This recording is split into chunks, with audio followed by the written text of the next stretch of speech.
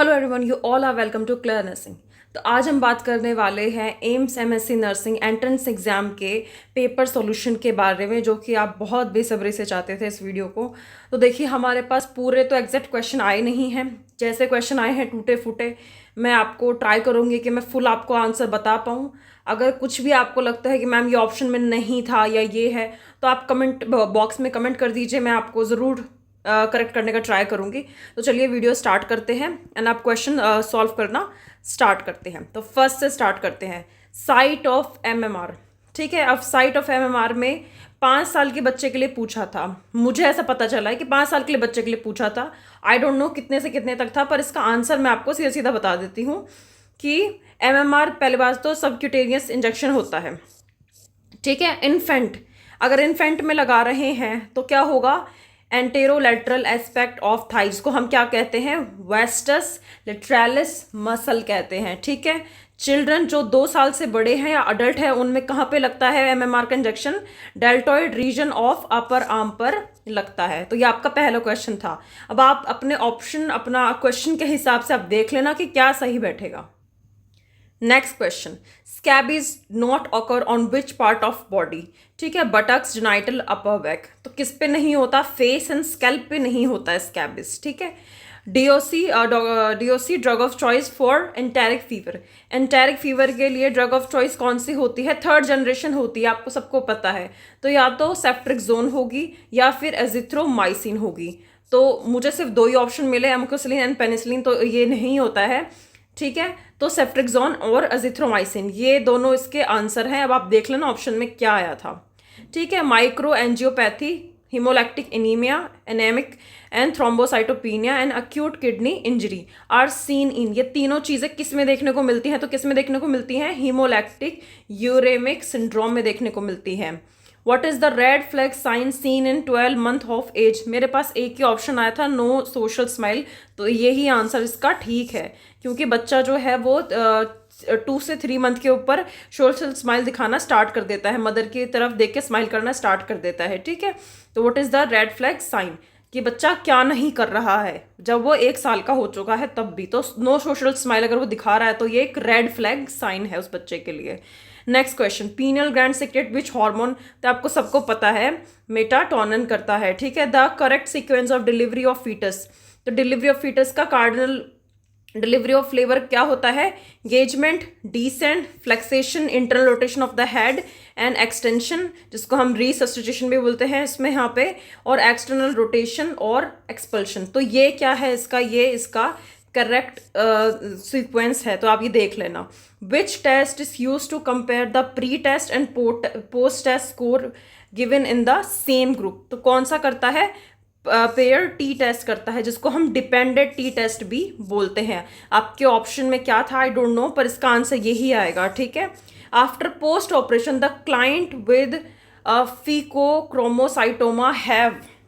Post operation के बाद client को, जिस क्लाइंट को ये है, उसको क्या हो सकता है, तो बेटा लो बीपी हो सकता है, उसको बीपी लो का प्रॉब्लम हो सकता है एंड ग्लूकोज कम हो सकता है, और हेमरेज भी अगर ऑप्शन में था तो वो भी सही हो सकता है इसका आंसर। ठीक है, मेरे पास सिर्फ 2 ही आए थे ऑप्शन, तो ये दोनों ऑप्शन गलत हैं, ये नहीं होगा। या तो हेमरेज, अगर ब्लीडिंग ऑप्शन में था, हेमरेज था तो वो सही आंसर है, हाइपोटेंशन था तो वो भी सही आंसर है, और हाइपोग्लाइसीमिया था तो वो भी सही आंसर है। तो आप देखना इन तीनों में से आपको कौन सा ऑप्शन दिया था। Next question, a patient with above knee amputation applied elastic pressure bandage after 2 days it falls off the priority nursing intervention will B.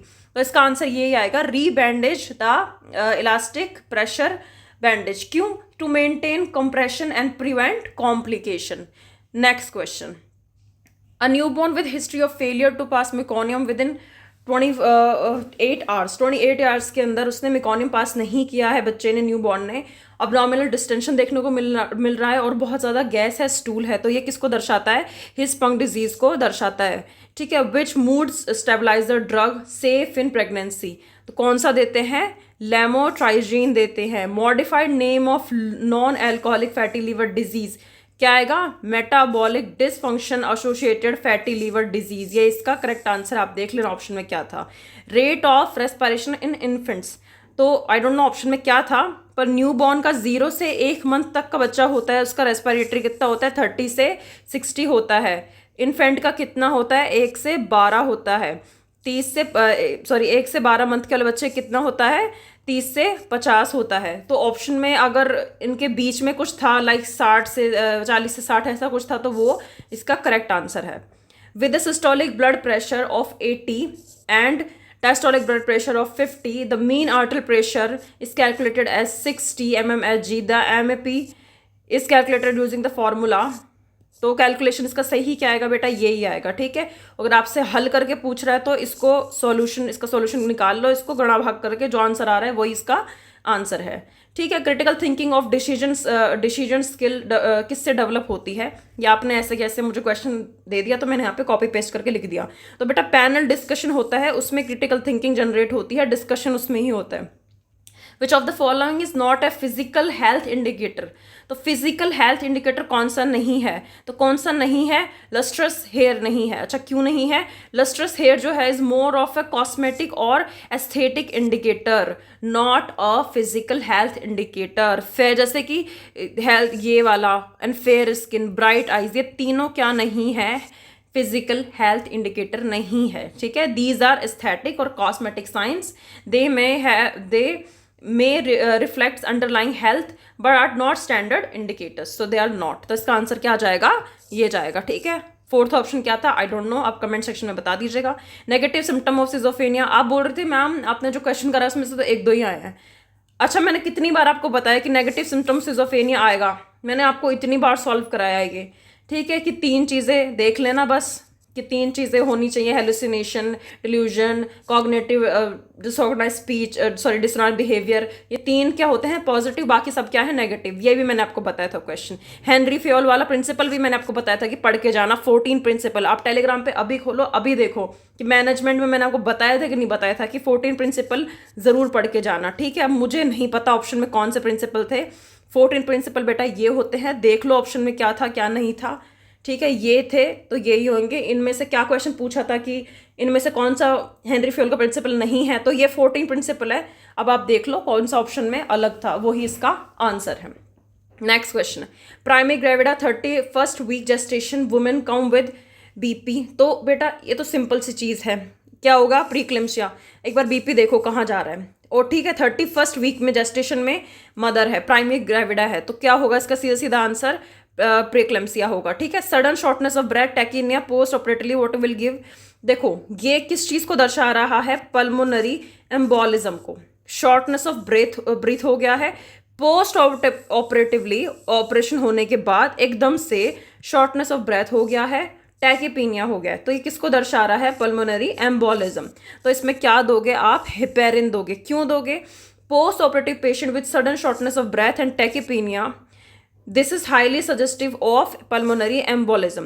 IV heparin anticoagulant used to prevent clot propagation in suspected pulmonary embolism, first line treatment। अच्छा morphine and aspirin क्यों नहीं दे रहे, these are used in myocardial infarction, morphine for pain, anxiety and aspirin as antiplatelets, not first line for PE, pulmonary embolism। Next question, in an HIV positive mother replacement feeding कब देते हैं, should be initiate. Replacement feeding का मतलब क्या होता है बेटा, formula feeding instead of breast feeding. तो कब देनी है, from birth it is acceptable, from birth से अगर वो एक्सेप्टेबल है, फेशेबल है, अफोर्डेबल है और सस्टेनेबल है और सेफ है, तो ये आएगा FAASS, तो ये आता है इसका। ठीक है, तो याद रखना एक्सेप्टेबल, फेशेबल, अफोर्डेबल एंड सस्टेनेबल और सेफ, ये होगा ऑप्शन में, तब ही आपको देना है। पैराथायरॉयड हाइपरकैल्सीमिया में क्या देंगे, विटामिन डी और कैल्सिटोनिन। तो क्या देंगे, कैल्सिटोनिन देंगे अगर हाइपरकैल्सीमिया हो रहा है तो। बेबी ऑन वेंटिलेटर, बेबी को यहाँ पे भूल जाओ, ये क्वेश्चन भी मैंने आपको करवाया था। ठीक है, कि वेंटिलेटर से 2 टाइप की साउंड आती हैं, लो प्रेशर साउंड और हाई प्रेशर साउंड। ठीक है, मैं आपको ये क्वेश्चन भी करवाया था आपको। ठीक है, तो इसका बेबी आपको घुमाने के लिए दे गया कि बेबी वर्ड डाल दिया, आप घूम गए। ठीक है, तो आपको यहाँ पे क्या करना है, लो प्रेशर तो है, तो क्या है, लीक होगा या फिर लॉस ऑफ कनेक्शन होगा। तो आप यहाँ पे क्या चेक करोगे, चेक ईटी ट्यूब का, कि ये ईटी ट्यूब डिस्प्लेस तो नहीं हो गई है, खुल तो नहीं गई है। तो आपको इसको पहले चेक करना है कि लूज तो नहीं हो गई है। ठीक है, तो यही इसका आंसर होगा। ये क्वेश्चन भी करवा रखा था। Paget disease also known as, और ये देख लेना ऑप्शन में था कि नहीं था, और ऑस्टिस्टिएटाइटिस डिफॉर्मेंस, तो ये इसका क्या है, दूसरा नाम है इसका। ठीक है, क्रॉनिक बॉन्ड डिसऑर्डर है, cause and large weak bones. Henry Fayol principle not include, अगर जॉब एनालिसिस था इसमें तो ये इसका प्रिंसिपल नहीं है। ठीक है, अगर ये था तो देख लेना ऑप्शन में। क्रेनियल नर्व ऑफ डिसर्थिया, तो क्या है इसका आंसर, इसका होगा 12। क्या होगा इसका आंसर, 12। क्रेनियल नर्व 12 जो है हाइपोग्लोसियल मोटर टू टंग, तो ये इसका आंसर होगा। हाइपोग्लोसियल ऑप्शन में था तो ये इसका आंसर होगा। क्रेनियल नर्व 12 था तो ये ऑप्शन इसका आंसर होगा। चैडविक साइन, ये भी आपको करवाया था। Bluish discolouration of cervix and vagina, early sign of pregnancy. ठीक है, ये भी। Labour room OT quality scheme, Lakshya, ये भी आपको पता होना चाहिए। ठीक है, red flag sign indicate related to warning sign of serious illness used in multiple system, ये क्या ऑप्शन था, क्या क्वेश्चन था, आई डोंट नो। जैसे मुझे आपने भेजे मैंने वैसे आपको बता रही हूँ। ठीक है, अब आप देख लेना अब क्या करके आई हो।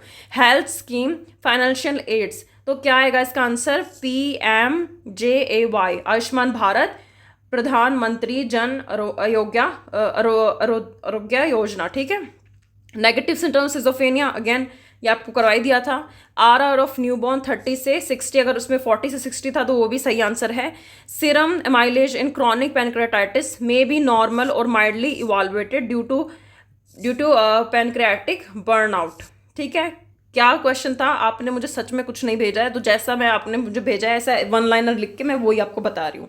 Research and quantitative credibility terms, देखो अब इसका क्वेश्चन क्या था एक्चुअल में, आई डोंट नो। ठीक है, अगर क्वेश्चन बेटा इसका ये था कि in qualitative research credibility and dependability are, ठीक है, तो ये दोनों क्या है, ट्रस्टवर्दीनेस है ना, और ट्रायंगुलाइजेशन वैलिडिटी, ऐसा कुछ ऑप्शन में था। तो इसका आंसर बेटा ट्रस्ट वर्दी जाएगा, मैं पहले ही बता रही हूँ। ठीक है, ट्रस्ट वर्दी जाएगा। क्यों जाएगा ट्रस्ट वर्दी, क्योंकि ये क्या है, कंपोनेंट्स हैं ये दोनों, जो क्या है, क्रेडिबिलिटी और डिपेंडेबिलिटी की क्या है, दोनों किसके हैं, ट्रस्ट वर्दीनेस के क्या है, वो है कंपोनेंट्स है। A framework use to award the quality of quantitative studies. ठीक है, तो ये क्या है इसके वो है कंपोनेंट्स, तो इसका आंसर ट्रस्ट वर्दीनेस जाएगा। तो आप ये ध्यान रखना। Barrett esophagus complication of GERD, इसका आंसर क्या होगा, GERD जाएगा। न्यू नेम ऑफ NAFLD, तो उसका बता ही दिया था मैंने, metabolic dysfunction associated steatotic liver disease. ये आपका जो एल्कोहलिक का था ऑप्शन जो ऊपर आया था, जो आपको करवाया था अभी ऊपर यहाँ पे था ऑप्शन, यहाँ पे आप देख सकते हो, इसका दूसरा नेम जो था वो ये था। ठीक है, metabolic dysfunction associated fatty liver disease. ठीक है, अब नेक्स्ट क्वेश्चन पे चलते हैं। Immature behaviour in teen, regression. ठीक है, रीग्रेशन इसका आंसर आएगा। तो आप देख लेना क्वेश्चन क्या था। डेली हॉस्पिटल रूटीन रिकॉर्ड, इसको क्या बोलते हैं, सेंसस बोलते हैं। Track admission and discharge daily. COD drug of choice आपको करवाई दिया, क्या होगा, एमोक्सिसिलिन, आजकल एमोक्सिसिलिन देते हैं, या फिर सॉरी इसका आंसर एमोक्सिसिलिन नहीं आएगा। क्यों नहीं आएगा बेटा, आजकल एमोक्सिसिलिन देना बंद हो चुके हैं, थर्ड जनरेशन हम वो देते हैं। तो इसमें 3 ऑप्शन में हो सकता है, अब आप देख लेना क्या था। एक तो अजिथ्रोमाइसिन, एक क्या हो सकता है, सेफ्ट्रिक्सोन हो सकता है, और ऑप्शन में अगर सिप्रोफ्लॉक्सासिन था, क्या था, सिप्रोफ्लॉक्सासिन था, तो वो भी उसका आंसर जाएगा। तो 3 इसके करेक्ट आंसर हैं। ठीक है, तो आप देख लेना कि आंसर में क्या। आप कमेंट बॉक्स में इसके चारों ऑप्शन बता देना, मैं आपको करेक्ट आंसर बता दूंगी इसका। Muscle stiffness and joint pain and valgus, ये किसके साइन सिम्टम्स है, ये किसके हैं, ये एनक्लोसिस स्पॉन्डिलाइटिस के हैं ये। ठीक है, तो इसका ये करेक्ट आंसर जाएगा। Mental health act 2017 includes right based approach, क्या करता है ये, right based approach, decriminalization suicide and emphasize patient rights. Daily sodium for children IV fluids, तो कितना है, 3 से 4 है फॉर मेंटेनेंस फ्लूइड्स। ठीक है, GCS स्कोर इनअप्रोप्रिएट वर्ड्स, ये आपको दिया था, तो इसका स्कोर कितना होगा, इसका स्कोर 9 होगा। अच्छा क्यों होगा, तो जैसा आपने बेटा मुझे बताया, ये 3 ऑप्शन उस हिसाब से मैंने निकाला है, तो नो होगा, ठीक है। और आप देख सकते हैं ऐसा, और कुछ ऑप्शन में था तो आप बताना, और आप ये खुद भी कैलकुलेट कर सकते हो। जीसीएस स्कोर को खोलो, उसमें ऑप्शन देखो क्या था, तो आप खुद भी कैलकुलेट करके राइट आंसर का पता खुद भी लगा सकते हो, ठीक है। ट्रैक्शन फॉर ह्यूमरस फ्रैक्शन, तो कौन सा आएगा? डनलप ट्रैक्शन करते हैं अगर ह्यूमरस का फ्रैक्चर हो गया है और ट्रैक्शन करना है उसके लिए, तो कौन सा ट्रैक्शन यूज में आता है? डनलप आता है, ठीक है। नॉन बिलियस वॉमिटिंग कर रहा है, तो ये किसका कॉज है, किसका सिम्टम है? ये पैलोरिक स्टेनोसिस का है। उसमें क्या होता है? वॉमिटिंग होती है पर उसमें बाइल नहीं पाया जाता है, ठीक है। मिकोनियम नहीं पास किया है तो क्या है? Hirschsprung disease. अब क्या है? पीलोकार्पिन एक्शन, तो इसका क्या था? I don't know question. तो pupil constriction miosis used in glaucoma treatment, आप देख लेना इसका क्या क्वेश्चन था। Vaccine vial monitoring indicates temperature expose, temperature expose होता है, जो वैक्सीन वाइल के ऊपर जो लेबल लगा आता है, तो वो क्या वो किसको दर्शाता है? टेम्परेचर एक्सपोज को दर्शाता है। जैसे जैसे वो दवाई टेम्परेचर से खराब होने लग जाती है, तो वो जो होता है सर्कल वो थोड़ा डार्क होने लग जाता है। टीबी ट्रीटमेंट फेल हो गया तो क्या करेंगे? परसिस्टेंट पॉजिटिव स्पूटम करेंगे आफ्टर 5 मंथ। 5 मंथ के बाद, देखो कितने मंथ का होता है आपको पता है टीबी का ट्रीटमेंट? फर्स्ट 6 मंथ तक का चलता है, ठीक है। अगर वो फेल हो गया तो हमें क्या करना है? 5 महीने के बाद परसिस्टेंट पॉजिटिव स्पूटम टेस्ट करेंगे हम, ठीक है। और हमें सेकेंड लाइन ड्रग की भी जरूरत पड़ती है। Cyanosis blood flow in adult, cyanosis blood flow in adult, या आपका शायद टीओएफ का कुछ ऐसा क्वेश्चन था, तो किसका आंसर क्या जाएगा? राइट टू लेफ्ट शंट, ठीक है। Next question, multiple myeloma finding, तो इसमें शायद कुछ ऐसा क्वेश्चन था कि कौन सा इलेक्ट्रोलाइट क्या होगा, तो हाइपरकैल्सीमिया देखने को मिलता है। क्यों? Due to bone breakdown. Chronic leukemic findings, तो इसमें क्या देखने को मिलेगा आपको? थ्रोम्बोसाइटोपिनिया प्लस इंक्रीज इवॉल्वेटेड या increase lymphocytes, chronic lymphocytic leukaemia pattern, ठीक है। ट्रैक्शन फॉर फीमर, फीमर के लिए कौन सा आता है? ब्रायंट आता है इन्फेंट्स के लिए, और रशल आता है चिल्ड्रन के लिए। डनलप किसके लिए आता है? हिमरस के लिए आता है। Barrett esophagus is complication of GERD, ये आपको बता दिया था। न्यूबॉर्न का भी फिर से हो गया था क्वेश्चन। अब ये क्वेश्चन था एक कि अबनॉमिनल पेन हो रहा है और वेजाइनल ब्लीडिंग हो रही है, ये भी क्वेश्चन मैंने आपको करवाया हुआ है। तो इसमें क्या होगा? अब रप्शो प्लेसेंटा होगा, ठीक है। वेजाइनल ब्लीडिंग हो रही है और पेन भी हो रहा है, तो ये क्या किसको दर्शाता है? ब्रप्शो प्लेसेंटा को। नॉट फिजिकल हेल्थ इंडिकेटर, ये आपको बता ही दिया क्या है? लस्ट्रस हेयर है, क्योंकि ये कॉस्मेटिक चीज है ना कि एक health indicator, physical health indicator है। Next question, expectancy at birth disability free, तो इसका क्या था? तो इंडेक्स कैसे कुछ क्वेश्चन आया था, तो इसका आंसर क्या आएगा? सुलिवन इंडेक्स आएगा इसका आंसर, ठीक है। ये आपका जो क्वेश्चन था ये आप देख लेना, माइनस करके मैंने आपको बता दिया है इसका फॉर्मूला क्या था, ठीक है। Defence mechanism in old age, तो क्या होगा? रीग्रेशन होगा, ठीक है। Breech and cord prolapse association reason, true and false, reason does not explain association, buttocks do not fully occlude cervix, इसका क्या क्वेश्चन था पता नहीं, तो आप देख लेना। मैं आपको थोड़ा थोड़ा बता रही हूँ तो जिससे आपको पता चलेगा कि हाँ आंसर क्या हो सकता है राइट। और आप मुझे अगर कमेंट सेक्शन में लिखें तो पूरा क्वेश्चन विद राइट ऑप्शंस कि ये ऑप्शन थे मैम, तभी मैं आपको करेक्ट आंसर आपका बता पाऊंगी। अर्लीस्ट साइन ऑफ पार्किनिज्म, तो क्या होगा बेटा? रेस्टिंग ट्रिमर्स आते हैं, ठीक है। Late sign of compartment syndrome क्या होता है? पल्सनेसनेस या पैरालिसिस होगा, ठीक है। अर्ली क्या होता है? पेन एंड पैरास्थीसिया होता है। नेक्स्ट क्वेश्चन, 100 ग्राम थेरेपी इन SAM, अगर 100 ग्राम थेरेपी चल रही है SAM तो क्या होगा? ये रिलैबिलिटेशन फेज में आता है, after stabilisation and translation. DOC for hepatitis C not given, interferon in current protocols, ठीक है। तो इंटरफेरॉन का आंसर जाएगा। फीमोसाइटोप्रोसेप्टिवली बता दिया था आपको, इसका आंसर बता दिया था कि पेशेंट को क्या है? फीको क्रोमोसाइटोमा है। पोस्ट ऑपरेटिवली प्रायोरिटी क्या होगा? किस पे ध्यान देना है?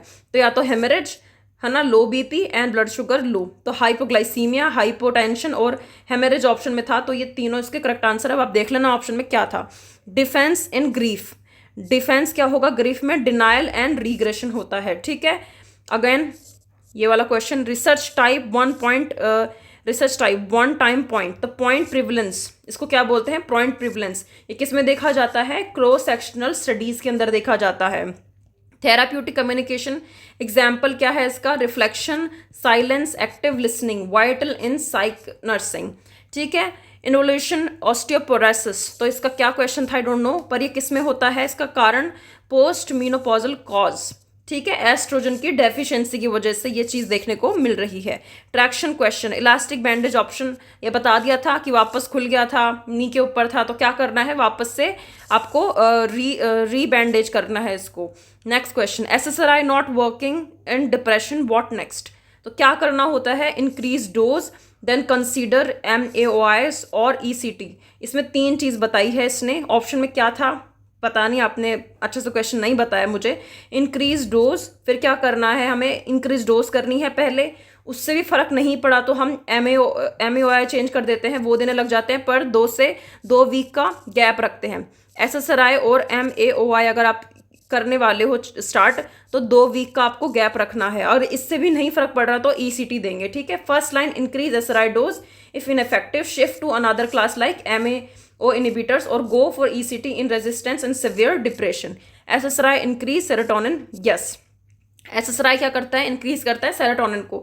SSRI block serotonin reuptake, increase availability at synapses. Terminal phase of care includes review goal, plan future care and discuss outcomes. तो ये चीज़ें इसमें क्या होती हैं, टर्मिनल फेज में इंक्लूड होती है। ये क्या है, end of life nursing includes goal setting and family discussion. TOF in cyanotic और नॉट, तो राइट टू लेफ्ट शंट देखने को मिलता है किसमें, TOF में। साइनोटिक होता है tetralogy of Fallot, cyanotic congenital heart disease. Delusion of persecution, most common delusion in schizophrenia, patient believe they are being harmed और plotted against. Sodium requirement in children, IV fluids तो 3 से 4। ठीक है, standard daily maintenance dose. Trial with random allocation and comparison, तो इसमें क्या answer जाएगा, ये कुछ रिसर्च का मे भी क्वेश्चन था, तो उसमें किस में जाएगा, ये रैंडमाइज कंट्रोल ट्रायल। तो ऑप्शन आपको क्वेश्चन पता होगा तो आप ऑप्शन आंसर समझ जाएंगे अपने आप। Gold standards to compare intervention and with bias control, तो ये क्या है, गोल्ड स्टैंडर्ड है to compare intervention with bias control. ठीक है, next question, casual relationship is established through which approach. Casual relationship किससे एस्टेब्लिश होता है, कौन से अप्रोच से, तो एक्सपेरिमेंटल अप्रोच से होता है। ओनली एक्सपेरिमेंटल डिजाइन, जैसे कि RCT क्या, ये वाला RCT, randomise control trial can prove cause and effect. Observational study show correlation. ठीक है, पीनट बटर एलर्जी ट्रीटमेंट, तो क्या होगा इसमें, एपिनेफ्रिन। इसको भूल जाओ, पीनट एलर्जी बटर, ये भी मैंने करवा रखा है क्वेश्चन। आपको बोला था एनाफिलैक्सिस वाला शॉक वाला ट्रीटमेंट आ जाए, जिससे एलर्जी से वो हो रहा है शॉक में, तो एलर्जी ट्रीटमेंट क्या होता है, हमेशा एपीपेन होता है, या तो एपीपेन या फिर एपिनेफ्रिन MI दोगे। First line for anaphylaxis acts rapidly to reserve airway obstruction and hypotension. Barrett वाला फिर से क्वेश्चन, तो यही इसका आंसर जाने वाला है। Multiple fetal presentation during delivery, तो breech, compound and transverse, all are abnormal presentation needing close monitoring. ठीक है, अबाउ नी एम्पुटेशन, ये फिर से बता दिया था, वही क्वेश्चन है आपका, रीबैंडेज करना। कॉमन रीनल कार्सिनोमा सिम्टम, ठीक है, तो क्या आएगा इसका, हिमेचूरिया आएगा, most common early symptom. Physical health dimensional include normal appearance, sleep, appetite, तो ये क्या है, फिजिकल हेल्थ इंडिकेटर जो आपके थे, वो क्वेश्चन जो ऊपर था वही है। तो एपेटाइट भी ऑप्शन में था, तो एपेटाइट भी इसका सही आंसर है। तो कौन सा नहीं है, तो ये जो आंसर में था तो ये इसका नहीं है, बाकी सारे क्या हैं, फिजिकल हेल्थ इंडिकेटर है। मल्टीपल माइलोमा क्या होता है, हाइपरकैल्सीमिया होता है, ये आपको बता दिया। अब ये कुछ क्वेश्चन था, मोरेओ कैली हाइपोथेसिस, तो क्या होता है इसमें, fix volume skull, increase volume of one and decrease others, applies to increase ICP। ये किस में देखने को मिल रहा है, इंक्रीज ICP में देखने को मिल रहा है। न्यू नेम ऑफ ये करवा दिया आपको, metabolic dysfunction associated fatty liver disease, तो ये आपको करवा दिया था अल्कोहल वाला।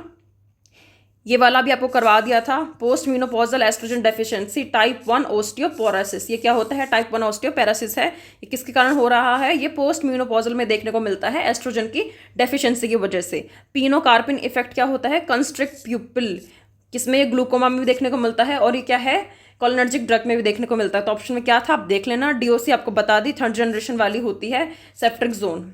ठीक है, TB treatment failure, positive sputum after 5 month, criteria पर RNTCP। ठीक है, वैक्सीन वाइल मॉनिटरिंग बता दिया आपको। कम्युलेट हीट एक्सपोजर, मतलब आपको चेक करना है वैक्सीन की पोटेंसी। ठीक है, नो मिक्योनियम पास, ये भी बता दिया था आपको। हाँ, ये कुछ क्वेश्चन था कि SpO2 कम जा रहा है, नॉर्मल है, मतलब ऐसे कुछ क्वेश्चन था कि शायद CO2 तो बढ़ रहा है या नॉर्मल है और SpO2 कम हो रहा है, तो ये किसको दर्शाएगा बेटा? CO2 पॉइजनिंग को दर्शाता है, कार्बन मोनोऑक्साइड की पॉइजनिंग हो रही है यहाँ पे, ठीक है। +3 प्रोटीन्यूरिया, इडीमा एंड BP इतना है, तो ये क्या है? प्री इक्लिम्शिया को दर्शा रहा है। 1 पॉइंट टाइम स्टडी क्या है? पॉइंट प्रिवलेंस होती है, जो किसमें देखने को मिलती है? क्रॉस सेक्शनल डिजाइन में देखने को मिलती है। एक्सपेक्टेंसी एट बर्थ ये किस में होता है? कौन सा इंडेक्शन है, कौन सा इंडेक्स है ये? सुलिवन इंडेक्स है ये। इसमें क्या होता है? लाइफ एक्सपेक्टेंसी एंड हेल्थ होता है इसमें। HLD, ILD and CA schizophrenia type, पता नहीं क्या क्वेश्चन था। Multi factor genetic environmental factor, other name of pageant ये आपको बता दिया, पैजेंट वाला रूट भी बता दिया आपको, सबक्यूटेनियस अपर आर्म, ठीक है। मसल स्टिफनेस वेलगस ये आपको बता दिया था कि इस डिजीज में देखने को मिलता है। नेक्स्ट क्वेश्चन क्या है आपका? ये भी हो गया, ये भी हो गया था आपका census. Tin show immature behaviour regression, job analysis का भी हो गया था। क्रेनियल नर्व 12 का भी हो गया था आपको। चैडविक साइन भी हो गया था, रेड फ्लैग साइन भी हो गया था। ये कुछ क्वेश्चन था कि IMNIC ग्रीन कलर दिखा रहा है तो इसका मतलब क्या है, मे बी ऐसा कुछ क्वेश्चन था। तो home care, child is not seriously ill, manage at home with instruction. Complication after radial mastectomy, ठीक है। कॉम्प्लिकेशन आफ्टर रेडियल मैक्सेक्टोमी, तो क्या होता है इसमें? लिम्फेडिमा होता है, ठीक है। Due to axillary lymph node removal, fluid accumulates in the arm. Apgar at 5, HR इतना, RR इतना, SpO2 इतना। नेक्स्ट सेक्शन क्या है इसमें? Provide oxygen. HR and RR okay and SpO2 low, needs O2 support. Defence mechanism in OCD, obsessive compulsive disorder में defence mechanism क्या होता है? अनडूइंग होता है। Typical of compulsion attempt to undo and obsession thoughts. तो ये आपके सारे क्वेश्चन थे। Normal PaCO2 but low SpO2, शायद ऐसे कुछ क्वेश्चन था, तो इसमें वही कार्बन मोनोऑक्साइड पॉइजनिंग जाएगी, ठीक है। Management of goal in CHF, ठीक है। कॉन्जेनाइटल हार्ट फेलियर, ऐसे कुछ क्वेश्चन था, तो इसमें क्या आंसर जाएगा? Decrease work of heart. इसका मैनेजमेंट क्या होगा? हमें हार्ट के ऊपर जो वर्कलोड है वो डिक्रीज करना है। वाया रेस्ट, कैसे? रेस्ट के द्वारा, डायरेटिक्स के द्वारा, एज इनिबिटर से या ऑक्सीजन से, ठीक है। Electrolyte to monitor in multiple myeloma, calcium करना है क्योंकि वो ज़्यादा हो जाएगा। क्यों? क्योंकि बोन ब्रेकडाउन होगा। Red flag sign general, warning red flag sign general, तो आप देख लेना क्या था red flag sign. Early sign of parkinsonism, तो रेस्टिंग ट्रिमर्स होता है। Classical unilateral at onset. तो बेटा जैसा क्वेश्चन आपको बताया था पेपर वैसा ही आया, 1 लाइनर। मुझे नहीं लगता ये पेपर बहुत टफ है। अगर आपको बेटा ये पेपर भी नहीं आता, आप सोच रहे हो कि ये पेपर बहुत ज़्यादा, कि मैम बहुत ज़्यादा हार्ड पेपर था ये, तो सॉरी बेटा, फिर आपको स्टार्टिंग से BSc करनी पड़ेगी। फर्स्ट ईयर में बैठ जाओ, फिर से आप BSc करो। आई नो सुन के बुरा लग रहा होगा जिनका पेपर गंदा हुआ, बट इट्स ट्रू। अगर आपने PR यादव अच्छे से पढ़ी है, मैंने बोला था आपको PR यादव अच्छे से पढ़ के जाना, उसका एक एक पन्ना, एक एक वर्ड आपने रटा है, तो आपको ये पेपर बहुत ही आसान लगा होगा। जिसने कुछ नहीं पढ़ा, कुछ नहीं करा, वो यही बोलेगा मैम आपने बताया नहीं, आपने पढ़ाया नहीं, आपने जो वीडियोस कराई उनमें से तो एक ही क्वेश्चन आया, ऐसे ही। और मैं फिर से बोल रही हूँ, I am not AIIMS faculty, मैं एम्स नहीं हूँ। मैं सिर्फ आपको गाइडेंस दे सकती हूँ, मैं सिर्फ आपको बता सकती हूँ कि कैसे क्वेश्चन आते हैं। पढ़ना नहीं पढ़ना आपके हाथ में है। पेपर का पैटर्न कब बदल जाए ये भी हम कुछ नहीं कह सकते हैं, ठीक है। पर आई थिंक जैसे मैंने बताया वैसा ही आया, 1 लाइनर क्वेश्चन आए, ठीक है। इस बार इमेज नहीं आई, वो अच्छी बात है, इमेज नहीं आई तो ठीक है। कैलकुलेशन के क्वेश्चन भी आपको बहुत कम देखने को मिला, सिर्फ मीन आर्टरी प्रेशर, आपको वो भी निकालना नहीं आता तो बेटा आई एम सॉरी, मैं क्या ही बोलूँ, मतलब आपको इतना ईजी है वो तो कैलकुलेट करना। कुछ कुछ क्वेश्चन आपको मैंने बताया, जैसे कि सिजोफेनिया के नेगेटिव सिम्टम्स, ठीक है। आपको बताया था कि थर्ड ट्राइमेस्टर में प्लेसेंटा प्रीविया, अब्रॉप्शो, प्रीक्लेम्सिया, ये सारे आपको पता होने चाहिए। आपको हेनरी फेल को प्रिंसिपल बताया था कि ये याद करके जाना, वो भी आया क्वेश्चन, ठीक है। और भी बहुत सारे क्वेश्चन आए हैं जो हमने बताए थे, और जो 1000 PDF थी उससे भी बच्चों को काफ़ी फ़ायदा हुआ है। मेरे पास रिव्यू आए हैं फिर से कि मैम 1000 PDF से हमें पता चला कि क्या सही है क्या गलत है, कैसे सिंपल क्वेश्चन भी गलत हो जाते हैं। तो ये सब चीज़ थी जो बच्चे बोल रहे हैं कि मैम हमें तो कोई फ़ायदा नहीं हुआ। तो बेटा एक बात बताओ, 249 रुपीज़ में आप क्या ही ले लोगे हमसे? हम फैकल्टी है नहीं, हमने पूरा ट्राई किया, हम आपको पढ़ाया, हमने आपको बताया कि क्या बुक पढ़नी है, हमने आपको बताया कि कैसे पढ़ना है बुक को, लास्ट मोमेंट पे आपको पेपर सॉल्व कराए, लास्ट मोमेंट पे आपको 1000 क्वेश्चन का PDF आपको सेंड किया ताकि आपकी और प्रैक्टिस हो अच्छे से। आपको टेलीग्राम पे आपने बोला कि मैम माइक्रो सब्जेक्ट तो छूट रहे हैं, वो भी करवा दो, हमने वो भी करवा दिया आपको, ठीक है। तो इससे ज़्यादा I think as a newcomers हमें नहीं लगता कि हम आपकी क्या और मदद कर सकते हैं। बाकी पढ़ना ना पढ़ना बेटा आपके हाथ में है। आप ऐसा नहीं हो सकता कि आप पढ़े नहीं और हम आपको ऐसा कुछ चाबी दे दे, आपको क्वेश्चन बता दे कि हाँ ये पेपर आएगा, इसको रट लो, तो ऐसा नहीं होता है बेटा। सब आपकी मेहनत के ऊपर डिपेंड होता है। तो जिस बच्चे ने अच्छे से PR यादव पढ़ी है, थोड़ा बहुत मेहनत करी है, उसका आई थिंक आराम से सिलेक्शन हो जाएगा। अब हम बात कर लेते हैं कि मैम कितना कितना क्या क्या चाहिए, रिक्वायरमेंट सिलेक्शन होने के लिए कितना कितना नंबर होगा। तो ठीक है, UR में मुझे नहीं पता आपका पेपर कैसा गया है इस बार। ठीक है, पेपर मुझे पिछली बार की तरह ही लगा, इजी था। ठीक है, अगर आप इसको बोल रहे हैं कि मैम टफ था, तो I am sorry, I am telling you again about this कि लाइक आपको फिर से BSc नर्सिंग करनी चाहिए, या फिर आपको बहुत पढ़ने की ज़रूरत है अभी बेटा। ठीक है, तो UR category, OBC and SC and ST। ठीक है, ST SC का लमसम ही जाता है। ठीक है, और ये ध्यान रखना जो रिजल्ट आएगा वो रैंक के अकॉर्डिंग आपको सिलेक्शन मिलता है एम्स में, रैंक के अकॉर्डिंग ही आपको सब्जेक्ट मिलती है। ठीक है, तो UR कितने नंबर लाने चाहिए, तो इस पेपर को देख के मुझे ऐसा लगता है कि ये पेपर इतना ज़्यादा मैं ये नहीं कहूँगी हार्ड था, पर ईजी भी नहीं था। ठीक है, अगर लाइक नहीं था पिछली बार की तरफ ईजी इतना, पर ये मतलब था 60% था ये पेपर। 60%, अब आप क्या मानते हो, mild, moderate, severe, I don't no, तो 60% ठीक था ये पेपर। तो उस हिसाब से मैं आपको कट ऑफ अगर बताऊं, तो मुझे लगता है कि इसकी कट ऑफ UR के लिए 65 जाएगी, खूब खींच के लास्ट, ये लास्ट बोल रही हूँ मैं। ठीक है, मिनिमम आपको मे बी 63 नंबर आपको 90 में से लाने पड़ेंगे आफ्टर कट ऑफ। 70% तो शायद UR वालों को चाहिए ही चाहिए इस बार। ठीक, मैक्सिमम बताऊं OBC वालों के लिए तो 60, यहाँ पे 60 नंबर मैक्सिमम। ठीक है, और मिनिमम आपको कम से कम 58 नंबर तो बेटा लाने ही पड़ेंगे। तो 58 के हिसाब से आपकी परसेंटेज 64 समथिंग 44 बनेगा ऐसा। ठीक है, इसके हिसाब से मैं ये परसेंटेज बता रही हूँ आपको, तो इतना तो शायद आपको लाना ही चाहिए इस बार। 55% पे आपका, सॉरी 55, तो ये था। देखो SC वालों को क्या है, 55 से 58 नंबर आने चाहिए 90 में से, या तो 54 या 58।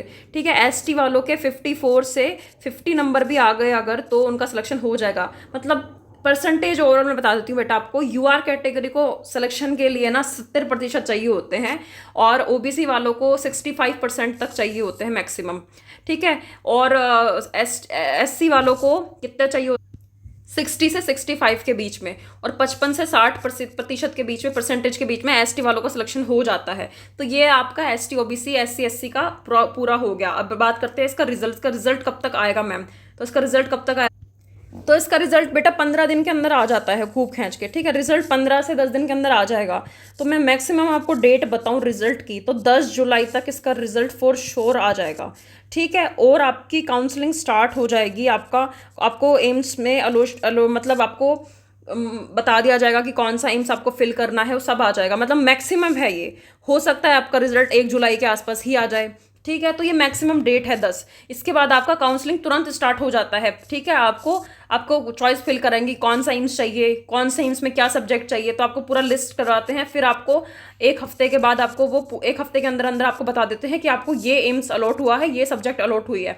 उस एम्स में जाके आपको क्या करना होता है, आपको डेट बता दी जाती है कि इतने तारीख तक आपको जाके ये करना है। क्या करना है, वहाँ जाके इन्फॉर्म करना है कि हमें ये एम्स मिला है और ये आपने इसमें ये मिली है हमें सब्जेक्ट। तो वहाँ जाके अगर आपको वो सब्जेक्ट अच्छी लग रही है तो आप अप्रूव कर लीजिए, अपना एडमिशन करा लीजिए। नहीं तो आप फर्स्ट सेकंड थर्ड काउंसलिंग होती है, ओपन राउंड काउंसलिंग भी होती है, उनमें जाके आप देख सकते हो। अगर आपको सीट खाली होगी उस सब्जेक्ट की तो आपको दे दी जाएगी। ठीक है, तो ऐसा होता है। अगर आपने किसी में भी कोई एक्सेप्ट नहीं करी, ओपन राउंड में भी नहीं करी, तो बेटा फिर आप एडमिशन से बाहर हो जाओगे। ठीक है, तो ये सारा सब कुछ काम बेटा, रिजल्ट, एडमिशन सब हो जाता है कितने तक, आपको पूरा जुलाई के एंड तक ये हो जाएगा। क्यों मैं ऐसा क्यों बोल रही हूँ, रिजल्ट ये सब कुछ काम, क्योंकि 1 अगस्त से मोस्टली एम्स में 1 अगस्त से 12 अगस्त तक क्या हो जाता है, नया ईयर स्टार्ट हो जाता है। ठीक है, MSc का नया जो साल है वो स्टार्ट हो जाता है। इसलिए अगर आपका हो जाए सारा काम और आपको दे दी जाए कि आपको अब कॉलेज आना है 1 तारीख से, तो बेटा तब ही ज्वाइन कर लेना। क्यों मैं ऐसा क्यों बोल रही हूँ, क्योंकि आप अगर 1 अगस्त को ज्वाइन करोगे तो MSc कोर्स क्या होता है, MSc नर्सिंग कोर्स, वो पूरे 2 साल का होता है। तो आपको पूरे 2 साल में ही छोड़ेंगे।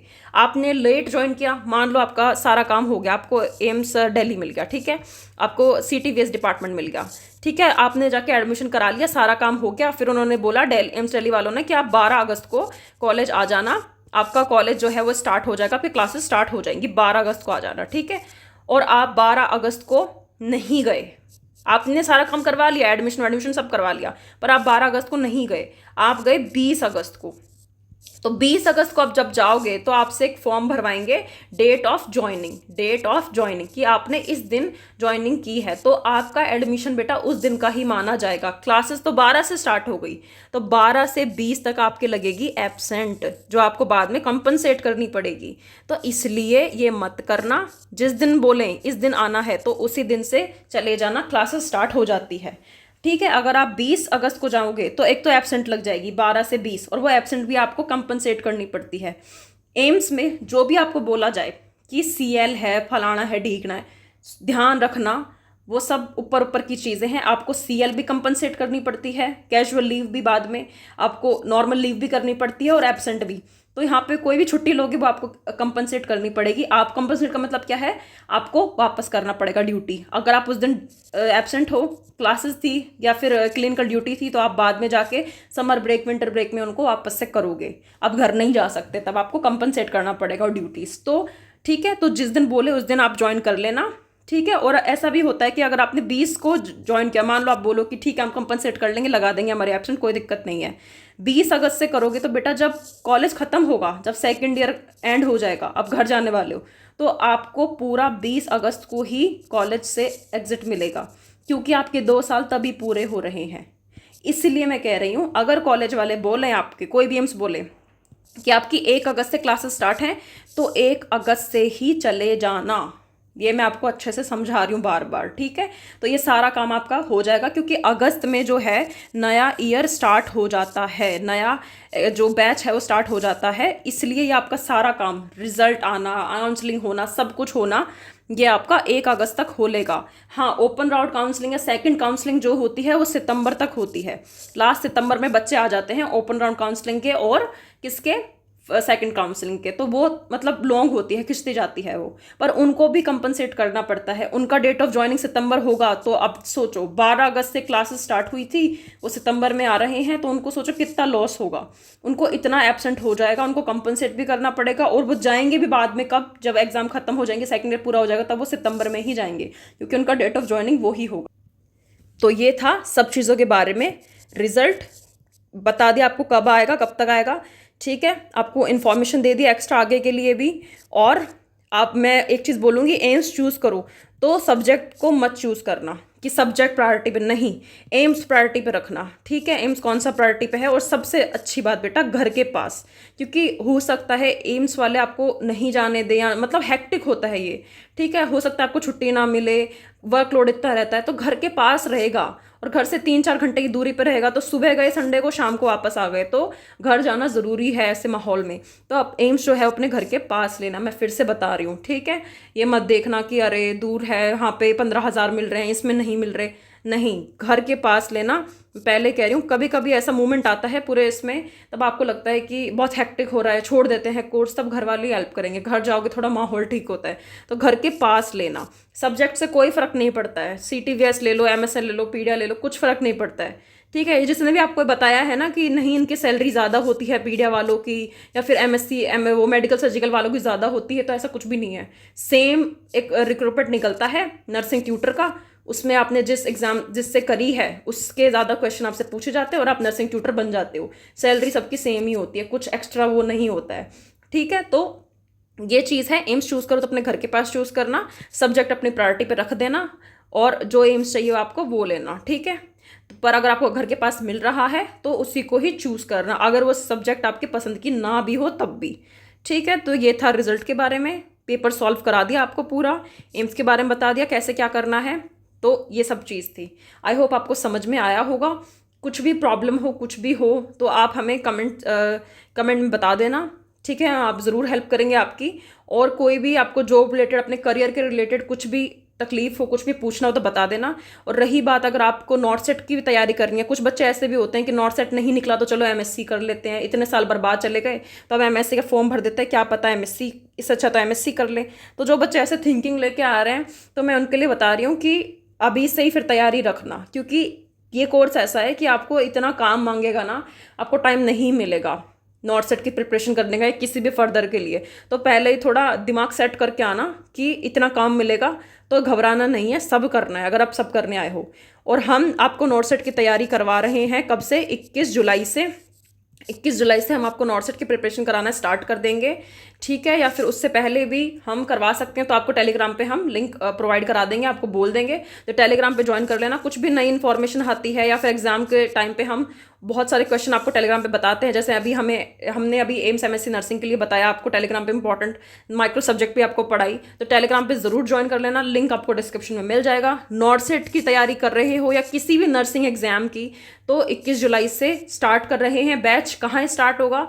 यूट्यूब पर ही होगा। यूट्यूब पे क्या है, मेंबरशिप है 600 रुपीज़ की ओनली, वो ज्वाइन कर लो। 600 रुपीज़ की ओनली क्या है, मेंबरशिप है, वो ज्वाइन कर लो। 21 जुलाई से हम आपको पढ़ाना स्टार्ट करेंगे, उससे पहले भी अगर स्टार्ट कर देंगे, हमें टाइम मिलेगा तो हम आपको टेलीग्राम पे इन्फॉर्म कर देंगे, तो आप ज्वाइन कर लो अभी से ही, क्योंकि फर्दर आप भूल जाओगे बाद में।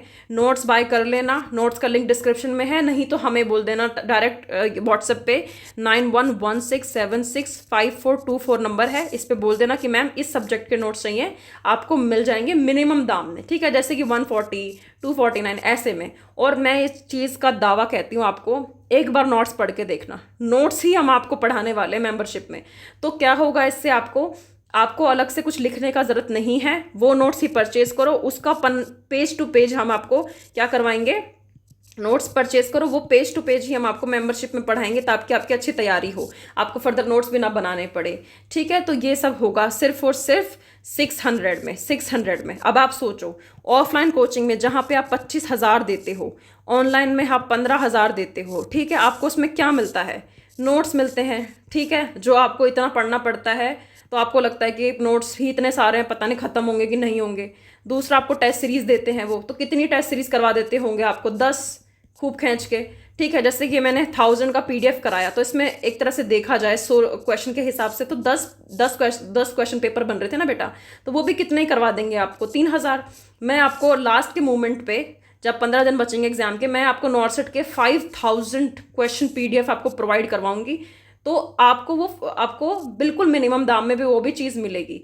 तो आप कहाँ 15,000 25,000 दे रहे हो, मैं यहाँ पे total with notes with membership आपको सिर्फ और सिर्फ 2100 रुपये में पूरा नॉट सेट का तैयारी करवा दूंगी, ठीक है, 2100 रुपये में सिर्फ, ठीक है। तो आप परचेज कर लेना नोट्स अभी से पढ़ना स्टार्ट कर दो, ताकि तब जब मैं आपको पढ़ाना स्टार्ट करूं मेंबरशिप में, तब आपको पहले से ही पता हो कि क्या आने वाला है। नोट्स थोड़े अपडेट भी करे जाएंगे, क्योंकि नई नई चीज़ें ऐड हो रही हैं, नई नई चीज़ें आती रहती हैं, ठीक है। तो आपको पूरे 2100 रुपये में आपको तैयारी करवाऊंगी।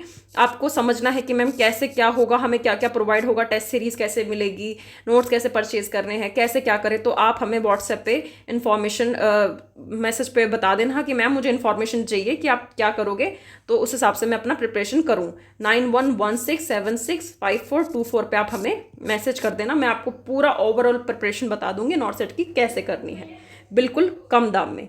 ये वीडियो देखने के लिए thank you and thank you so much guys.